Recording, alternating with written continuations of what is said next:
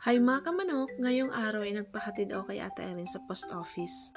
Pagkatapos nga namin ay dito kami dumiretso sa bilihan ng mga murang gulay.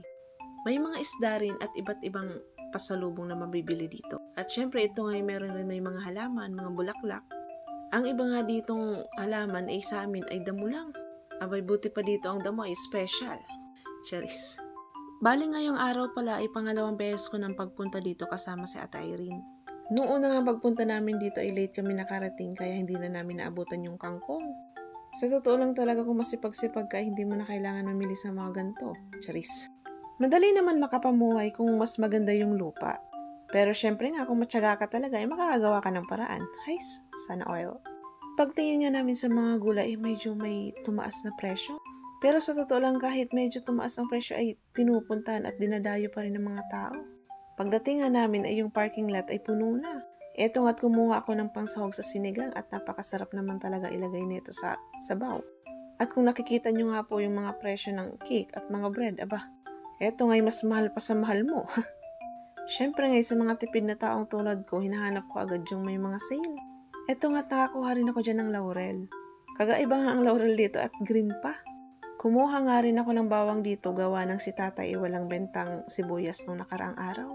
At syempre nga, patatas. Kumuha rin ako kasi pwedeng lagain lang. Haluan ng butter, pwede na. Eto nga't napunta ako sa mga isdaan kasi talagang napapakain rin ako. Matagal-tagal na nga rin talaga akong hindi nakakaluto ng isda. Aba at itong ang tolya at 300, aba. Kinukuha lang namin to sa ilog nung mga bata pa kami. Meron rin dito silang mga obento. Pag nakakita nga ako ng ganito ay naaalala ko yung pagkain namin sa training center. Ay nako, kala ko nga totoong isda ay mochi pala. Pag nakikita ko nga yung mga obento ay naaalala ko yung sa training center namin. Abay 58 ako galing Pinas pero nung sa center ay 57 kilos na lang. Gawa nang nanibago nga sa pagkain kaya ayun bumawas ng 1 kilo pero ngayon naging 62 na naman. Medyo nagmamadali nga si Ate Irene ng mga oras na yan kasi may lakad pa.